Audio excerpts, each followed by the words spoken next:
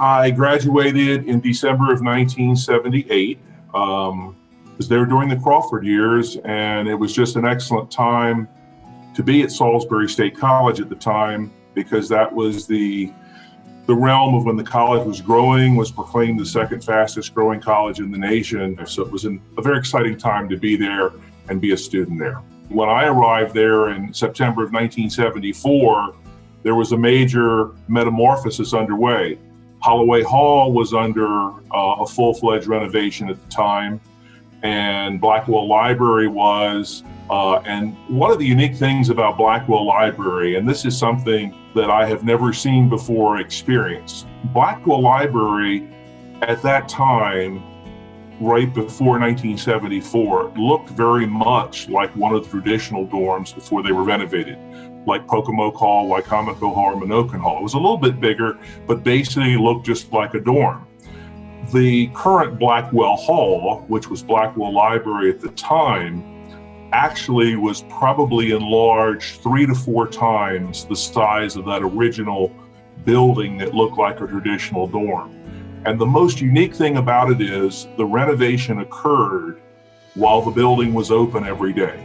In other words, they literally built the existing Blackwell Hall, originally Blackwell Library, around the old one while keeping it open for students every day with a very interesting staggered work schedule, so that realistically as a student, there were never really any interruptions. You could go in there and study. There was some paint smell once in a while and maybe a little bit of noise in the background, but it was so unique that the library was able to be open and functional the entire time. And it was so amazing to watch them take this small building and make it what it is today. So if you can picture Blackwell Hall today, or Blackwell Library several years ago before the Academic Commons opened, it doesn't look anything like a traditional residence hall, yet that's what it looked like when I was there. So the campus was really going crazy. They'd just taken a street that went through the campus as they were renovating Blackwell Library. There used to be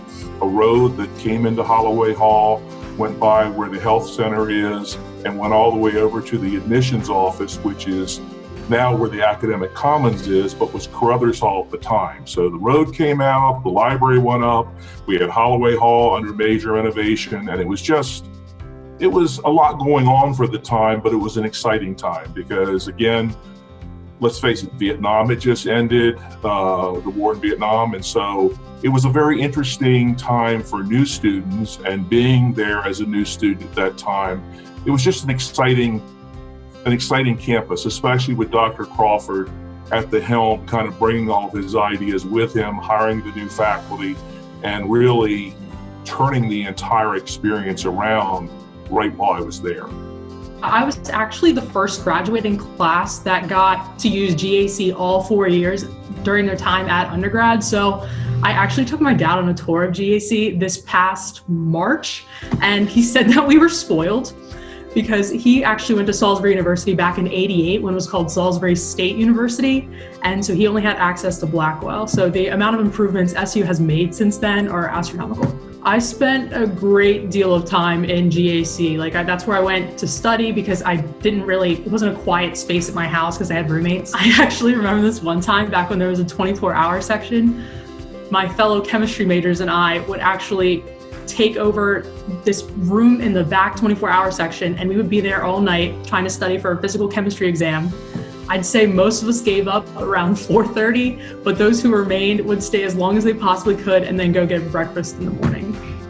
So I really liked how they had a presentation room. I used that a lot with group presentations because I think how it worked was you would just go to the front desk, you'd reserve it for an hour or two, and then you could practice presentations. So I used it for research presentations, group presentations, you name the class, we probably had a presentation. We also had different libraries depending on which school you were in. So the librarian that I had was Mrs. Brazier, and she even helped me create a CV to the point, and I knew her kids' names. She was just extremely helpful. So it was good knowing that there was someone there who was specialized in your field that could help you out. So if I needed an article or something, I'd have it by the end of the day. So that was definitely helpful. Another cool thing is they had study rooms on the second floor, which you could reserve up to, I think it was almost a week in advance. if you're working on a group project, you and your friends could then go to this study room and have complete quiet. There was a TV screen, you could hook up your computer to it. So that allowed you to focus. And I like that also. Most students now would probably be absolutely amazed at the old way the library, any library, used to function with a card catalog, a reference librarian. You went in there and you looked through a little filing cabinet to look for the card to find out if the book was there, if it was checked out, what stack it is, what row it was in, what floor it was in. And I mean, again, that was the way libraries were. You got to remember, in the 70s, there were no computers as far as personal computers. There were no cell phones. There was no Google. So everything was literally, all research was done in the library. Unless you were in that era, would have to go back to see how the libraries in general, both the public libraries and the institutional libraries, function.